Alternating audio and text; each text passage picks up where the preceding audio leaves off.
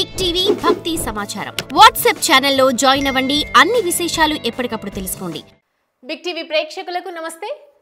So ఇవాళ నాతో పాటు ఉన్నారు ప్రముఖ ఆధ్యాత్మికవేత్త, జ్యోతిష్య వాస్తు పండితులు డాక్టర్ గుండెపూడి శివ సుధీర్ శర్మ గారు. గురుగారు నమస్కారం. శ్రీమాత్రే నమః. శ్రీ గురుభ్యో నమః. గురుగారు, సందేహాల కోసం, పరిష్కారాల కోసం మీ దగ్గరికి వస్తూ ఉంటాము. నిజంగా ఇవాళ నాకు ఒక సందేహం కలిగింది, సందేహం ఉంది. దాని గురించి మిమ్మల్ని అడుగుదాం అనుకుంటున్నారు. మీ దగ్గర నుంచి నిజాయితీ గల ఆన్సర్ మేము ఎక్స్పెక్ట్ చేస్తున్నాము. సో గరికపాటి గారు ఒక హిందూ ఆధ్యాత్మికవేత్త, ఒక అద్వైత తత్వవేత్త, ఆయన ప్రవచనాల గురువు. ప్రపంచం అంతటా కూడా ఆయన మాటల్ని అందరం ఫాలో అవుతూ ఉంటాము. ఆయన సూచనలు పట్టే మనం నడుస్తూ ఉంటాము. ఇవాళ ఆయన మీద ఒక మచ్చ పడింది. మొదటి భార్య కామేశ్వరి ఆయన మీద అనేక రకమైనటువంటి ఆరోపణలు చేసింది. సో వాటిని ఏ విధంగా చూడాలి? ఇన్ని సంవత్సరాల తర్వాత ఏ మచ్చ లేకుండా మనందరం ఆయన సూక్తులు పాటిస్తూ ఉన్నాం. శుద్ధులు చెప్పే గరికపాటి సత్యపూస కాదా, నిజంగా కామాంధుడా ఆయన అనే రకరకాల కోణాల నుంచి కామెంట్స్ వినిపిస్తున్నాయి, మనం చూస్తున్నాం, మీకు తెలుసు. సో దీని గురించి మీ ఒపీనియన్, మీ అభిప్రాయం ఏంటి? మొట్టమొదటిగా అమ్మ, మన సనాతన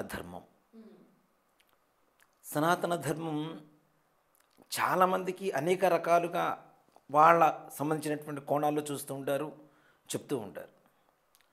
ఘాటుగా, నిర్మోహమాటంగా ఏ విషయాన్నైనా సరే సూటిగా చెప్పగలిగినటువంటి శక్తి, స్థోమత, లక్షణాలు కలిగినటువంటి ఏకైక ఆధ్యాత్మికవేత్త ఎవరన్నా ఉన్నారు అంటే మన తెలుగులో మొట్టమొదటిగా గరికపాటి నరసింహారావు గారి పేరే చెప్తారు. ఆయన చెప్పేది గుండెల్లో గుచ్చుకుంటుంది మొట్టమొదటిగా. కానీ లోతుగా ఆలోచిస్తే ఆయన మన క్షేమాన్ని ఎంత కోరుకుంటున్నారు అనేటువంటిది అందరికీ తెలిస్తేనా. ఇది ముఖ్యంగా ఆయనకి పద్మశ్రీ వచ్చింది. పద్మశ్రీ ఎందుకు వచ్చింది అంటే యువతను మార్చగలిగినటువంటి ఆధ్యాత్మికవేత్తలు ఎవరు తొందరగా లేరు. మనకి చాగంటి వారు ఉన్నారు, వారు చెప్పేది కూడాను వారి ధోరణి నిదానంగా చెప్తూ ఉంటారు. మంత్రానికి ధ్యానానికి ఉండేంత తేడా ఉంటుంది వారిద్దరి దాంట్లో. మంత్రం అంటే ఏంటి? నీవు ఇక్కడ వచ్చి కూర్చో అని కమాండ్ చేసేది మంత్రం. ధ్యానం, స్తోత్రాలు ఉంటాయి కదా, రాండయ్యా అని బ్రతిమిలాడటం. ఈ రెండింటికి ఉండేటువంటి తేడా వారిద్దరి మధ్యలో ఉంటుంది. గరికపాటి వారు మంత్రం లాంటివారు, సూటిగా చెప్పేస్తారు ఏదైనా సరే. జీన్స్ ప్యాంట్ వేసుకుంటే ఎలాంటి ఇబ్బందులు పడతారు జనాలు, జీన్స్ ప్యాంట్ అనేది వద్దు, అసలు లక్షణం కాదు అని చెప్పే అట్లాంటి చిన్న చిన్న విషయాల దగ్గర నుంచి, అది నిజంగా ఓ మాట చెప్పాలి అంటే సభలో అందరి ముందు చెప్పలేనటువంటి విషయాలు అవి. కానీ అవి కూడా మనస్సులో ఏ రకమైనటువంటి సంకోచం లేకుండా నిర్మోహమాటంగా చెప్పగలిగినటువంటి ఏకైక వ్యక్తి ఎవరైనా ఉన్నారంటే ఆయన తప్పితే ఇంకెవరు లేరు. మరి పద్మశ్రీ ఎందుకు వచ్చింది? యువతని, తప్పుదోవ పడుతున్నటువంటి యువతని సవ్యమైనటువంటి మార్గంలో నడపగలిగినటువంటి ప్రవచనాలు ఎవరిని ఇచ్చారంటే ఆయన ఒక్కరే. పెద్దవాళ్ళ దగ్గర నుంచి అత్తాకోడళ్ళ వ్యవహారం కానీ, భార్యాభర్తల వ్యవహారం కానీ, తల్లి కొడుకు, తండ్రి కొడుకు, అన్నా చెల్లెలు, అక్కా చెల్లెలు ఎలా ఉండాలి, ఏంటి, నిర్మోహమాటంగా ఏ విషయమైనా సరే సూటిగా చెప్పగలిగినటువంటి ఆధ్యాత్మికవేత్త. మరి అలాంటి వ్యక్తి గురించి ఇప్పుడు వస్తున్నటువంటి ఈ మాధ్యమాల ద్వారా వస్తున్నటువంటి విషయాలన్నీ కూడాను ఓ మాట చెప్పాలంటేనమ్మా, పర్సనల్ లైఫ్ వేరు, ప్రొఫెషనల్ లైఫ్ వేరు. ఖచ్చితంగా. అవునా? తప్పు చేయని వాడు ప్రపంచంలో ఎవరున్నారు? తప్పు చేయని వాడు ఎవ్వరూ లేరు. ఓ మాట చెప్పాలి అంటే ఈయన తప్పు చేశారని కాదు నేను చెప్తున్నా. ముఖ్యంగా పర్సనల్ లైఫ్ని ఎవ్వరూ కూడాను వేలెత్తి చూపించడానికి అవకాశం లేదు. ఆ తప్పు కూడా ఇప్పుడు ప్రతి కుటుంబంలో ఉండేటువంటి వ్యవహారాలు ఇవి ఉంటాయి. వాళ్ళకు ఉండే గొడవలు ఉండొచ్చు, సఖ్యతలు ఉండొచ్చు, ప్రేమలు ఉండొచ్చు, ఏదైనా ఉండొచ్చు. మనం ప్రతి ఒక్కళ్ళ ఇంట్లోకి తొంగి చుట్టం మన భారతీయులకు ఉన్నటువంటి ఒక దరిద్రపు కొట్ట అలవాటు అది. అందులోనూ ఒక సెలబ్రిటీ, ఒక వివిఐపి పర్సన్. ఒక మాట చెప్పాలంటే ఇప్పుడు ప్రవచనాలు చెప్పేవాళ్ళలో పద్మశ్రీలు వచ్చిన వాడు లేరమ్మా, అతి తక్కువ. మన తెలుగులో మొట్టమొదటి వ్యక్తి ఆయన. ఆయన పర్సనల్ లైఫ్లో ఎందుకు తొంగి చూడాలి? అసలు తొంగి చూసావు, నీకు తెలిసిందే నిజం అనుకుంటే ఎలా? అసలు నిజం తెలుసుకొని తర్వాత మాట్లాడాలి మనం, అవునా? అసలు పక్కవాళ్ళ జీవితంలో తొంగి చూడటమే తప్పు, నీకు తెలిసిందే కరెక్ట్ అనుకుని జనాల్లోకి తీసుకెళ్ళి ఇంతమందిని నా మనస్సుల్ని మొత్తం కలత చెందేలా చేసి వింటున్న మనకి ఇంత బాధేస్తుంటే ఆయనకి ఎంత బాధేస్తుంటుంది, ఆయన కుటుంబం ఎంత బాధపడుతూ ఉంటుంది కదా. అంత ఆధ్యాత్మికవేత్త ఆయన. అందులో అవధాని, ఏ ఒక్క మంత్ర అంటే మాటనైనా శ్లోకాన్నైనా అవలీలగా చెప్పగలిగినటువంటి అవధాని ఆయన. సహస్రావధానం చేశారు వారు. అలాంటి గొప్ప వ్యక్తిని పట్టుకొని నోటికొచ్చినట్టుగా కామాంధుడని అదని ఇదని. ఒకవైపు ఇప్పుడు కోర్టు ఉంది నాన్న. కోర్టు ఎందుకు ఉంటుంది? ఇరువైపులా వాదనను విన్న తర్వాత ఏది న్యాయమో చెప్తుంది. నువ్వు ఒకవైపు వాదన వినేసి ఇదే కరెక్టు, వీడి మీద బురద జల్లితే అయిపోతుంది అనుకుంటే అది తప్పు కదా. అందులోనూ దీంట్లో నేను చూసిన కోణం ముఖ్యంగా సనాతన ధర్మం, హిందుత్వం. ఇప్పుడిప్పుడే హిందుత్వం మరలా ప్రాణం పోసుకుంటుంది, నిదానంగా గాలి పీల్చుకుంటుంది. మొన్న విజయవాడలో జరిగినటువంటి శంఖారావం, హైందవ శంఖారావం కావచ్చు. నిజంగా ఏ సభలకు వస్తారమ్మా అన్ని లక్షల మంది. పొలిటీషియన్స్ పెట్టినా కూడా వాళ్ళకి లిక్కర్ ఇచ్చేసి, మాంసాలు ఇచ్చేసి, బస్సులు ఎక్కిచ్చేసి, లారీలు ఎక్కిచ్చేసి తీసుకొని వస్తారు. ఆడియో ఫంక్షన్స్కి అట్లానే తీసుకొస్తుంటారు, ప్రతిదానికి అట్లానే తీసుకొస్తుంటారు. అలాంటిది కొన్ని లక్షల మంది అన్ని చోట్ల వస్తే అట్లాంటి శంఖారావానికి వచ్చినప్పుడు ఎవరికి ఏమిచ్చి తీసుకొచ్చారు? అది కూడా కాదు, రేపటి రోజున మనకి 13వ తారీఖు నుంచి మొత్తం కుంభమేళ జరుగుతుంది. లక్షలాది కోట్ల మంది వస్తున్నారు. మరి వాళ్ళకి ఏమిచ్చి తీసుకొస్తున్నారు? ఎవరు తీసుకొస్తున్నారు? ఇంకా అందరూ కావాలి కావాలి అని చెప్పి వెళ్ళిపోయేవాళ్ళు తప్పితే, నేను ఒక్క మాట చెప్తా, ఏ పెద్ద స్టార్ అయినా సరే 27 రోజుల పాటు ఒక సభ పెట్టమనండి, మొదటి వారం రోజులు వచ్చిన జనాలు మిగిలిన 20 రోజులు వస్తే నేను ఇవన్నీ వద్దు వదిలేసేమని చెప్తా, హిందుత్వం వద్దు వదిలేయమని చెప్తా. వస్తారా? మహా అయితే 2 రోజులు వస్తారు, 3 రోజులు వస్తారు పని మానుకొని. మరి కుంభమేళలో 27 రోజుల పాటు అన్ని కోట్ల మంది ఎలా వస్తున్నారు? కేవలం సనాతన ధర్మం మీద ఉండేటువంటి నమ్మకం పెరిగింది.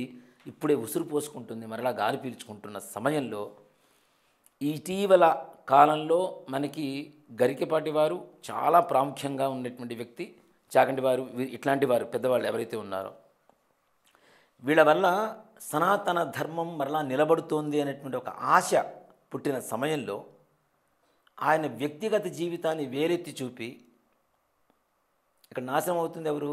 ముఖ్యంగా చెప్పాలి అంటే సనాతన ధర్మం, మన హిందూ దేశం, హిందుత్వాన్ని సమూలంగా నాశనం చేయడం కోసం చేసేటువంటి ఒక కుట్రగా భావించాలి. ఇది మాత్రం తప్పనిసరిగా.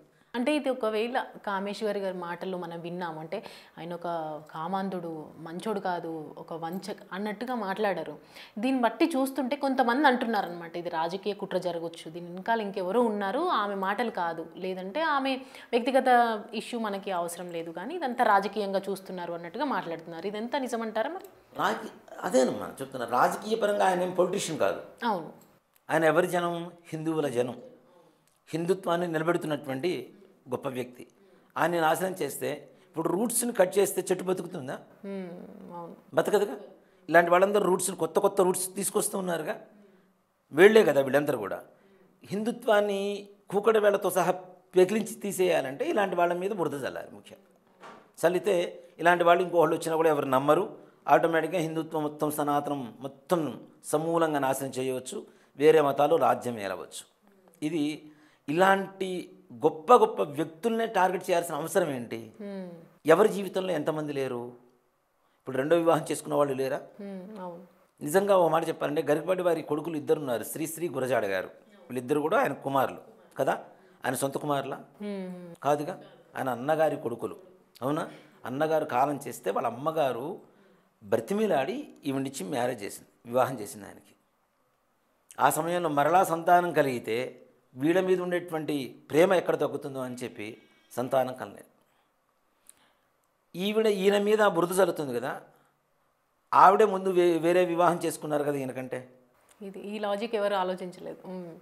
ఈయన చేసుకోకముందే ఆవిడ ఇంకో వివాహం చేసుకుంది. ఎలా చేసుకోగలిగింది మరి? అవునా? ఆవిడ మీద ఒకటి కాదు, రెండోది కాదు, మూడో వివాహం ఆవిడ చేసుకుంది. ఫస్ట్ వీళ్ళ అన్నగారిని, గరికపాటి నరసింహారావు గారి అన్నగారిని, తర్వాత గరికపాటి నరసింహారావు గారిని చేసుకున్నారు. తర్వాత మరి ఈయనకి రెండో వివాహం కాకముందే గరికపాటి స్కూల్ పెట్టుకున్నప్పుడు అన్నయ్యకి ఏదైనా ఉద్యోగం ఉంటే చూడండి, ఉద్యోగం చూస్తే అట్లా మాట్లాడుకున్నప్పుడు అలా దానివల్ల జరిగింది, మా ఆయన చనిపోవడము, వాళ్ళు వీడి కల్లే పడాయి మా మీద మా కాపురం చెల్లా చెదురైపోయింది, అప్పుడు ఇదంతా జరిగిందని ప్రాసెస్ అట్లా చెప్తున్నారు. ఒక మాట చెప్తానన్నా, అన్న భార్యని వివాహం చేసుకోవాల్సిన పరిస్థితి ఎవరు చేసుకోరు సామాన్యంగా. అలాంటిది వాళ్ళ అమ్మగారు ప్రాధేయపడ్డారు. ఇది అసలు నిజంగా మాట ఎవరికీ తెలియదు. వాళ్ళ అమ్మగారు అడిగారు, చేసుకోను ఆయన, వద్దు, బయటకు పంపించవద్దు, మన ఇంట్లోనే ఉంచుకుందాం అమ్మాయిని, చక్కగా పిల్లలు ఉన్నారు కదా, వీళ్ళే పిల్లలు అనుకుందాం, వివాహం చేసుకో అంటే ఆవిడ మాటని గౌరవించి, తల్లి మాటను గౌరవించినటువంటి వ్యక్తి ఆయన. ఓ మాట చెప్పాలంటే ఆవిడ రాముడు భార్యను లక్ష్మణుడు చేసుకున్నాడు అని చెప్పి అడిగింది కదా, ఓ మాట చెప్పాలంటే అసలైన రాముడు ఈయనే. అసలైన రాముడు ఈయనే. మానసికమైనటువంటి రామతత్వం కలిగిన వాళ్ళు ఎవరు అంటే గరిపాటి నరసింహారావు గారే. ఆయనకి వివాహం అయిన తర్వాత సంతానాన్ని పొందవచ్చుగా, మరి ఇంకో రెండో వివాహం అయిన తర్వాత కూడా ఎందుకు పొందలేదు? మరి వీళ్ళని ఎందుకు విడిపోవాల్సి వచ్చింది మొదటి భార్యతో? ఎవరు? ఈ కామేశ్వరి గారు. ఒక మాట చెప్పానంటే ఇది నిజంగా నేను ఓపెన్గా చెప్తున్నానమ్మా. గరిపాటి నరసింహారావు గారు ఆయనకు ఉండేటువంటి పాండిత్యాన్ని నలుగురికి పంచాలి, అందరికీ తెలియచేయాలి, మన సనాతన ధర్మాన్ని బ్రతికించాలి అనేటువంటి ఒక ఆలోచనతో ఆయన ఏం చేశారు అంటే ఆంధ్ర మహాసభలు, ఈ సభలకు వెళ్ళటం, ఈ బిజీలో ఉన్న సమయంలో ఖచ్చితంగా చెప్తున్నాను, ఇది కావాలంటే నేను రూఢితో సహా ప్రూఫ్లతో సహా ప్రూవ్ చేస్తాను. నేను తీసుకొచ్చి మనుషుల్ని, ఒక వయోలిన్తో ఆవిడకి పరిచయం ఏర్పడింది. కొడుకుల్ని ఇద్దరిని ఇంట్లో పడేసి ఆవిడ వెళ్ళి పెళ్లి చేసుకుంది అతనితో. మరి డివోర్స్ తీసుకోకుండా ఏం చేస్తారు ఈయన? ఈ సంగతి ఎవరికైనా తెలుసా? తెలియదు. ఈ కోణం ఎవ్వరికీ తెలియదు. తెలియకుండా ఇష్టం వచ్చినట్టు ఆయన మీద బురద జల్లేసి, ఓ కామాంధుడు, నీచుడు, చీకటి కోణాలు, అది ఇది అని ఇష్టం వచ్చినట్టు వ్యూస్ కోసం ఇష్టం వచ్చిన తమ్లైన్స్ పెట్టేసి వదిలేస్తున్నారు రోడ్ల మీద. దానివల్ల ఏం నాశనం అవుతున్నారు? మనమే నాశనం అవుతున్నాం. ఆయనకేమిది, హాయి ప్రశాంతంగా ఉంటారు. చెప్పకపోతే ఆయనకు గడవదా? ఆయనకున్న ఆస్తికి ఆయన గడవదా? ఈవిడ ఆస్తి తీసుకున్నారని చెప్పి ఆవిడ చెబుతుంది. ఆయనకున్న ఆస్తి ముందు ఈవిడకున్న ఆస్తి ఎంత చెప్పండి? అవునా? ఈవిడ తర్వాత వివాహం చేసుకున్నారు. మరి ఆయనకంటే ముందు వివాహం ఎలా చేసుకోగలిగారు ఆవిడ? ముందు పరిచయం లేకుండా వయోలిన్ని, ఒక వయోలిన్ విద్వాంసుడు, ఈవిడ సంగీత కచేరీలు చేస్తూ ఉంటుంది. ఆ సంగీత కచేరీలో పరిచయం అయినటువంటి వయోలిన్ విద్వాంసుడిని వివాహం చేసుకుంది ఈవిడ. ఆయనకంటే ముందు కానీ ఈవిడికి మూడో వివాహం అయింది, ఆయనకి రెండో వివాహానికి ముందే. ఎలా అయింది మరి? ఓకే, ఈయన కామాంధుడు అనుకుందాం, మరి వివాహం ఒప్పుకోకుండా వివాహం అయితే చేసుకోలేదుగా, అవునా? మరి ఒక ప్రవచనంలో గొల్లపూడి మారుతిరావు గారు ఒక సభ నిర్వహించారు.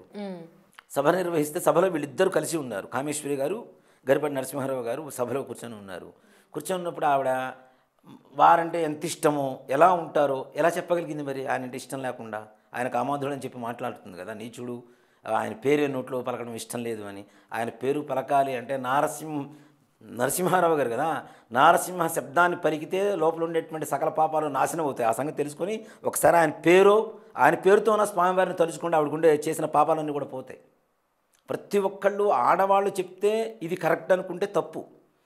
ఎవరి కోణంలో వాళ్ళు చెప్తూ ఉన్నారు. అసలు నిజమైనటువంటి ఆ నిజానికి ఉండేటువంటి కోణం ఏంటో చూడకుండా ఇష్టం వచ్చినట్టు మాట్లాడటం అనేది చాలా తప్పు. నిజంగా ఒక మాట చెప్తాను అన్న, ఇప్పుడు అన్నగారి కొడుకులు ఈయనకు సంతానం తీసుకోవచ్చు కదా రెండో వివాహం అయిన తర్వాత. ఆ ఇద్దరు కొడుకుల్ని ఎందుకు ఇచ్చేస్తున్నారు? అవునా? కొడుకుతో క్రిమినల్ కేసులు పెట్టించారని చెప్పారు. అవును, వాలి సుగ్రీవుని కథ చెప్పినందుకు నా మీద క్రిమినల్ కేసు పెట్టించారు అని చెప్పారు కదా ఆవిడ. మరి అసలు కొడుకులు నిజంగా నువ్వు ప్రేమగా చూసుకున్నట్టయితే నీ కొడుకులు నీ మీద ఎందుకు కేసు పెడతారు? తండ్రి చెబితే పెడతారా? బయటికి రాలేరా? వాళ్ళు బ్రతకటం లేదా? వాళ్ళకి జీవనాధారం లేదా? వాళ్ళకి విద్య లేదా? లేదు, మా అమ్మ ఆవిడ నువ్వు ఎట్లా నాతో కేసు పెట్టిస్తామని చెప్పి వాళ్ళ నాన్నతో యుద్ధం చేసేటువంటి పరిస్థితి లేదా వాళ్ళకి? బయటకు వస్తే వాళ్ళకి బ్రతుకు తెరువు లేదనుకుంటున్నారా? ఉంది కదా. వాళ్ళకుండే విద్య అయితే ఎక్కడికి పోదు కదా. మన జేబులో ఉండేటువంటి 100 కోట్ల రూపాయల డబ్బులైనా ఎవరైనా దొంగతనం చేయగలుగుతారు. మస్తకంలో ఉండేటువంటి విద్యను ఎవరు దొంగతనం చేయలేరు కదా. వాళ్ళకి విద్య ఉంది కదా, ఆల్రెడీ మనం చూస్తున్నాం కదా, వాళ్ళ ప్రవచనాలు కూడా చూస్తున్నాం కదా కొన్ని కదా. మరి అలాంటప్పుడు వాళ్ళు బయట చదువుకొని బయట బ్రతకగలిగినటువంటి స్థోమత ఉన్నటువంటి వ్యక్తులు కూడా తల్లి మీద కేసు పెట్టాల్సిన పరిస్థితి వచ్చిందంటే నువ్వు వాళ్ళని ఏ హీనమైనటువంటి పరిస్థితుల్లో వాళ్ళిద్దరిని వదిలేసి వెళ్ళిపోయావో వాళ్ళకి ఇప్పటికీ గుర్తుంది. కావాలంటే ఇప్పుడు తీసుకుని వెళ్ళి నీ కొడుకులు నీ దగ్గర పెట్టుకో, కావాలంటే వస్తారా? ఎందుకు రావటం లేదు? భర్త నీచుడు అనుకుందాం, మరి కొడుకులు ఎందుకు దగ్గర రావటంలా?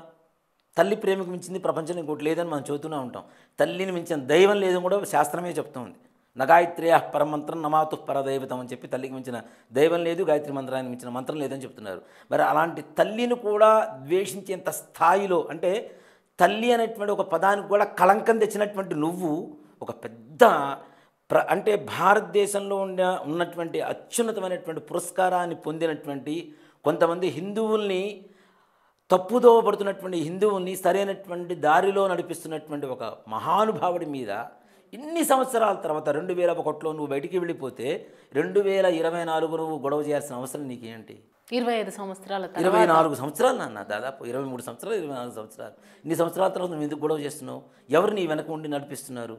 హిందుత్వాన్ని నాశనం చేయాలని నీకు ఎందుకు అంత ఇది పుట్టింది? నువ్వు నేను హిందువుని, నేను పూజ చేసుకుంటుంటాను, నా ఉపాసన చేసుకుంటాను, అది చేస్తాను ఇది చేస్తానని చెప్తున్నావు.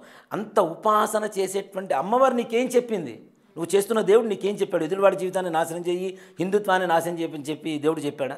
అలా నువ్వు చేయడం వల్ల ఏం నాశనం అవుతుందని నీకు ఆ మాత్రం ఆలోచన లేదా? నువ్వు సాంస్కృతిక ఫ్యాకల్టీ ఆవిడ, సాంస్కృతిక కాలేజెస్లో సాంస్కృతి చెప్తూ ఉంటారు ఆవిడతో పాటు పనిచేసిన వాళ్ళు నాకు తెలుసు.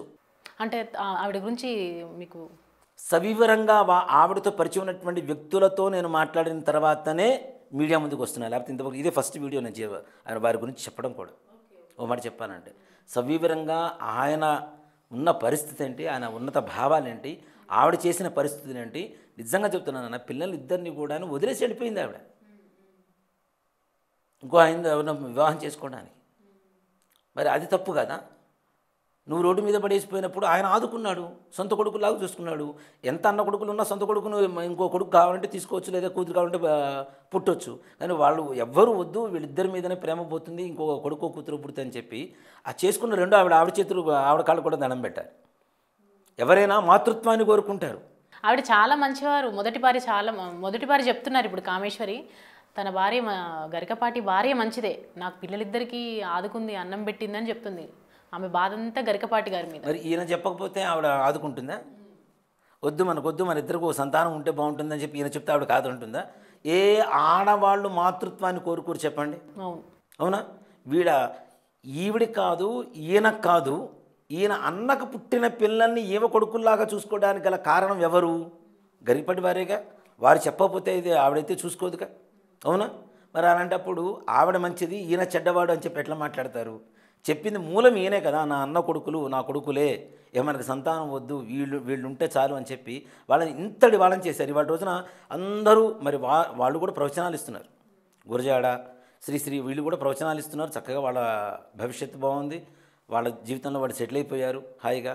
అలా ఆ స్థాయి వరకు తీసుకొచ్చింది ఎవరు? మరి నా కొడుకులు కాదు, నా అన్న కొడుకులు కదా అని చెప్పి వాళ్ళని ఏ అనాథాశ్రమంలో చేర్పిస్తే ఏం చేస్తారు?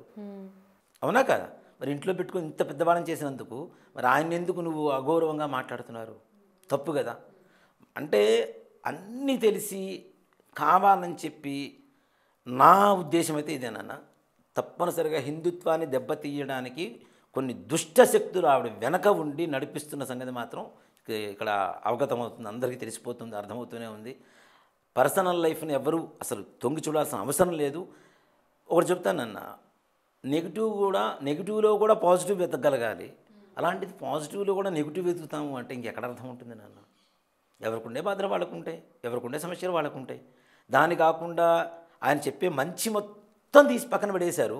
ఒక్కసారిగా గరికపాటి వారి చీకటి కోణాలు అని పెట్టేశారు. మీరు ఇందాక అన్నట్టు రూట్ని కట్ చేస్తే దాని గురించి మాట్లాడారు కాబట్టి నాకు ఒక డౌట్. అంటే మీ ప్రకారం ఇక్కడ కట్ చేస్తే ఎక్కడ కదులుతుంది అని మీరు అనుకుంటున్నారు? అంటే ఇట్లాంటి వాళ్ళని ఇప్పుడు గరికపాటి వారు ఉన్నారు నాన్న. ఓ మాట చెప్పాలంటే ప్రపంచంలో ఉండేటువంటి ప్రతి హిందువులకి, ప్రతి తెలుగు వాళ్ళకి పరిచయం ఉన్నటువంటి వ్యక్తి ఆయన, గొప్ప వ్యక్తి. అలాంటి వాళ్ళని మనం చెడ్డవాడు అని ఒక ముద్ర వేసామనుకోండి, ఇంకొక గరికపాటి వారు, ఇంకొక చాగంటి వారు, ఇంకొకళ్ళు ఎవరన్నా వస్తారు. వచ్చినప్పుడు ఏం చేస్తారు? వీళ్ళందరూ ఇంతేరా అని చెప్పి నమ్మడం మానేస్తారా లేదా మన వాళ్ళు? అవునా? చెప్పడానికి ముందుకు రావడానికి కూడా ధైర్యం చాలని పరిస్థితి వరకు తీసుకొస్తున్నారు. అమ్మో మనం ఎక్కడ ఫేమ్ అయితే, ఎక్కడ మన పర్సనల్ లైఫ్లో వీళ్ళు వేలు పెట్టి గెలుగుతారో, ఎక్కడ తొంగి చూస్తారో అనే భయంతో చెప్పగలిగినటువంటి వ్యక్తులు కూడా బయటకు వచ్చి చెప్పేంత ధైర్యం చేయలేనటువంటి నిస్సహాయ స్థితికి మన హిందుత్వాన్ని తీసుకురావడానికి కారణం అవుతుంది. అవునా కదా? ఇప్పుడు చెప్పేవాళ్ళు ఉంటేనే ఇలా ఉన్నాం, అసలు చెప్పేవాడే లేకపోతే ఏం చేస్తాం మనం? అవునా? నిజంగా ఆయన కొన్ని విషయాలు చెప్పినప్పుడు నాన్న చాలామంది కూడాను నవ్వుకున్నారు. యూత్ అంతా కూడాను కేవలం కాసేపు నవ్వుకోవడం కోసం కూడా ఆయన వీడియోస్ కొంతమంది ఎంకరేజ్ చేసిన వాళ్ళు ఉన్నారు. కానీ అలాంటి యూతే ఆయన చెప్పినటువంటి ధర్మ మార్గంలో నడిచినటువంటి వాళ్ళు కొన్ని లక్షల మంది ఉన్నారు. ఇప్పుడు ఆయన చెప్పబట్టి లక్షల మంది బాగుపడ్డారు, కొంతమంది వినలేదు, వదిలేశారు. అసలు చెప్పేవాడు లేకపోతే ఈ లక్షల మంది కూడా పాడైపోయినట్టేగా. అవునా? సో ఇలాంటి వాళ్ళని బయటికి రానివ్వకుండా, ఇంకొకళ్ళు ఎవరు చెప్పనివ్వకుండా, ఫేమ్ అయితే ఎక్కడ మన పర్సనల్ లైఫ్లో తొంగి చూసి మనల్ని ఎక్కడ బ్లేమ్ చేస్తారో అనేటువంటి ఒక భయాన్ని సృష్టించి ఇంకెవరూ కూడాను ఈ స్థాయిలో చెప్పడానికి అవకాశం లేకుండా చేస్తూ, చెప్పడానికి ఎవరు లేకపోతే ఏమవుతుంది, నాశనం అవుతూ ఉంటుంది హిందుత్వం. ఈ ఇష్యూ జరిగిన 2 రోజుల తర్వాత, అంటే 2-3 రోజులు అంటే జరుగుతున్న గత వారం నుంచి చూసుకుంటే కూడా ఈ క్రమంలో ఈరోజు గరికపాటి గారు రియాక్ట్ అయ్యారు. ఏమని, నేను పరువు నష్టం దావా కింద వేయాల్సి వస్తుంది, హైకోర్టుకు వెళ్తాను, నేను దీని గురించి మీ పైన నేను కేసు వేస్తాను అని. అంటే నార్మల్గా గరికపాటి గురించి మనం చూసుకున్నట్టయితే మీ మాటలో ఎవరిని అడిగినా కూడా ఆయన ఒక గాడ్ లాగా చెప్తారు, ఆయనను అందరూ ఫాలో అవుతారు. ఫస్ట్ ఒకప్పుడు ఆయనని తీసుకెళ్ళి ఆయన అసలు ఈయన బ్రెయిన్లో ఏముందని చైనాకి వెళ్ళి టెస్ట్ చేశారు. ఇంత మెమొరీ ఎక్కడి నుంచి వస్తుంది, ఇంతటి జ్ఞానం ఎక్కడి నుంచి వస్తుంది అంటే, అంతటి వ్యక్తికి ఒక కుటుంబ సపోర్ట్ అనేది ఎందుకు లేదు? అంటే ఇంత జరుగుతున్న ఇష్యూ, ఆయన మీద ఇట్లా నిందలు పడుతున్నాయి, ఆరోపణలు పడుతున్నాయి, మరి ఎందుకు బయటకు వచ్చి ఎవరు చెప్పలేకపోతున్నారు? నిజంగా అంతటి గరికపాటికి నిజంగా కోర్టు నుంచి ఇవన్నీ కావాలా, పరువు నష్టం అవన్నీ? అంటే ఎవరు చెప్తానన్న, ఒక వ్యక్తి సహనానికి పరీక్ష ఉంటుంది. ఎంతవరకు సహనం ఉంటుంది? సహనం కోల్పోతే భగవంతుడు కూడా, ఇప్పుడు శ్రీకృష్ణుడు అర్జునుడు యుద్ధం చేయను అంటే నువ్వు చేయాల్సిందని చెప్పాడా లేదా? మానవతా ధర్మం ఆయన చెప్పేది అదే. ఓ మాట చెప్పాలంటే గరికపాటి గారు చేసేటువంటి ప్రవచనాలు ఉండేటువంటిది ఏంటి అంటే personality development, only personality development. మనిషి ఎలా బ్రతకాలి, ఎలా ఉండకూడదు, ఏం చేయాలి, ఏది నమ్మాలి, ఏది మూఢనమ్మకం, ఏది నమ్మకం, ఏది విశ్వాసం, ఏది అవిశ్వాసం అనేటువంటి చెప్పే లక్షణాలు అని చెప్పేవన్నీ కూడాను.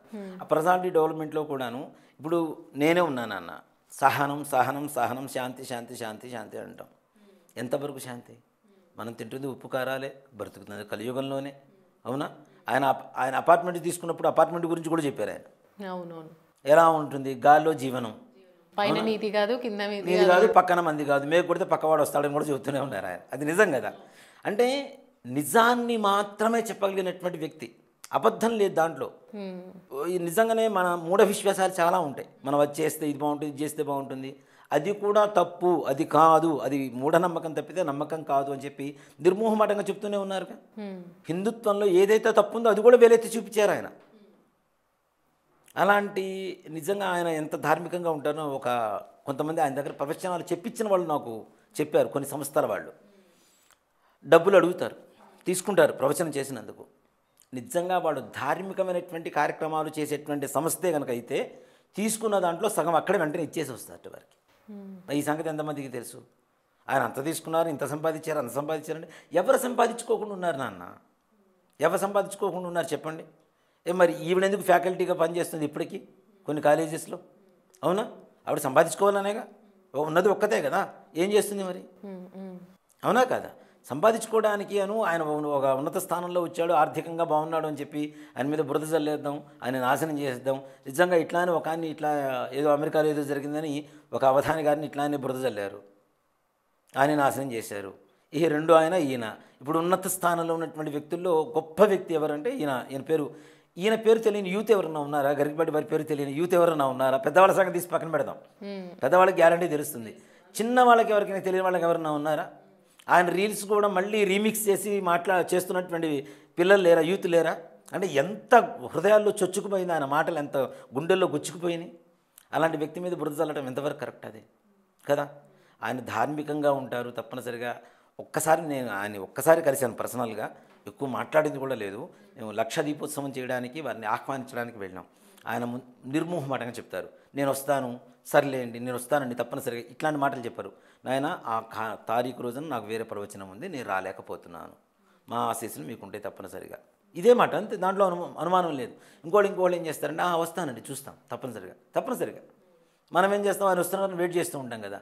రాకపోతే ఏమవుతుంది, ఆయన మీద చెడు భావన కలుగుతుంది. వస్తానని చెప్పారు, రాలేదు, ఎంత పొగరుంది, అది ఇదని మాట్లాడతారు. ఆయన అట్లాంటి వాటిలో కూడా చాలా జాగ్రత్తలు తీసుకుంటారు. నిజంగా పరువు నష్టం దావా అంటే ఎంతవరకు సహనం వహిస్తారు నాన్న? ఇప్పుడు తన పరువుకి, ఇప్పుడు మానం కన్నా ప్రాణం ముఖ్యమని చెప్పి చాలామంది మాట్లాడుతుంటారు. కానీ ఆయన ప్రాణం కంటే మానం ముఖ్యమనేది ఒకటి. అవునా? ప్రాణమానములో ఎందు బొంకినా బొంకవచ్చు అని చెప్పి ఒక శాస్త్రం ఉంది. ప్రాణం పోయేటప్పుడు మానం పోయేటప్పుడు ఏదైనా అబద్ధం చెప్పినా పర్లేదని చెప్తారు. కానీ ఆయన మానం పోతున్నప్పుడు, ఆయన పరువు పోతున్నప్పుడు ఆ మాత్రం స్పందించకపోతే నిజంగా మౌనం అంగీకారం అంటారు కదా, ఆయన మౌనంగా ఉంటే మరి ఆయన తప్పు చేసినట్టే కదా జనాలందరి దృష్టిలో. ఏం చెయ్యకపోతే ఆయన ఎందుకు మౌనంగా ఉంటారు, ఇది ఒక మాట వస్తుంది మళ్ళీ ఆయన మీద. ఓ మాట చెప్పానంటే ఆయన చేశాడు కాబట్టి నోరు మూసుకొని కూర్చొని ఉన్నాడు, తప్పులు మొత్తం ఆయనవే. రేపటి రోజున ఇదే మాట అంటారు. ఇంకొకడు ఎవడో మొన్న ఈ మధ్య ఆయన చెప్పే, ఇప్పుడు ప్రవచనాల్లో ఉండేటువంటి ఆంతర్యం ఏమిటి, అక్కడ ఉండేటువంటి సందర్భం ఏంటి చూసుకొని చెప్తూ ఉంటారు. ఇప్పుడు మొన్న ఈ మధ్య ఆయన మీద తర్వాత చాగంటి వారి మీద, శృంగేరి స్వామివారి మీద. ఇప్పుడు గరిగిపట్టి వారు ఒక ప్రవచనకర్త నాన్న, శృంగేరి స్వామివారు ఉన్నారు, భారతీ తీర్థ స్వామివారు. ఆయన చెప్పిన దాంట్లో కూడా తప్పులు వెతుకుతూ ఆయన మీద వ్యంగ్యంగా ఒకడు మాట్లాడాడు. దాస్ పైలా అని ఒకడు ఉంటాడు శ్రీకాకుళంలో. అలాంటి వ్యక్తుల మీదే పడుతున్నప్పుడు ఇలాంటి, కాకపోతే నేను ఒకటే చెప్తున్నా గరిగిపట్టి వారికి, మనం వారికి చెప్పేంత స్థాయి విమర్శనం కాదు వారి. అట్లా అంటే మనలాంటి వాళ్ళని కొన్ని కోట్ల మందిని కలిపితే ఒక గరిగిపట్టి వారు అవుతారు. ఏనుగు వీధిని పోతూ ఉంటే కుక్కలు మురుగుతూ ఉంటాయి. మురిగిన ప్రతి కుక్క దగ్గర ఆగితే ఏనుకుండే విలువ తగ్గిపోతుంది. ఏనుగు చచ్చినా 10,000, బ్రతికున్నా 10,000 కదా. కాబట్టి దయచేసి ఇవన్నీ ఏం పట్టించుకోకండి. మీ ప్రవచనాలు ఎక్కడ ఆపకండి దయచేసి. మీ ఏదైతే ప్రవాహం ఉందో, ప్రవచన ప్రవాహం ఉందో అది కొనసాగించాలి. హిందుత్వం నిలబడాలి, యువత మారాలి, మూఢనమ్మకాల మీద ఉండేటువంటి అనుమానాలు ఏవైతే మొత్తం తీరిపోవాలి. మీలాగా చెప్పేటువంటి వ్యక్తులు లేక చాలామంది ఇంతకాలం కూడా సనాతన ధర్మం మరుగున పడిపోయింది. మీలాంటి గొప్ప వ్యక్తుల వల్ల సనాతన ధర్మం మరలా చిగురు వేస్తుంది. కాబట్టి దయచేసి ఇవన్నీ ఏమీ పట్టించుకోకుండా, మనసులో పెట్టుకోకుండా, మా అందరి అంటే భారతీయుల హిందువుల ఎన్ని కోట్ల మంది ఉన్నారో అన్ని కోట్ల మంది తరఫున నమస్కారం చేస్తూ వారిని ప్రార్థిస్తున్నాం మరలా. దయచేసి ఇవన్నీ కూడా పక్కన పెట్టేసి మీ ప్రవచన ప్రవాహం మాత్రం కొనసాగుతూనే ఉండాలి. తప్పనిసరిగా ఆ ప్రవాహంలో మేమందరం కూడా సనాతన ధర్మం అనేటువంటి దాహం తీర్చుకోవాలని చెప్పి మనస్ఫూర్తిగా వారికి నమస్కారం చేస్తూ కోరుకుంటున్నాను. థ్యాంక్ యూ అండి.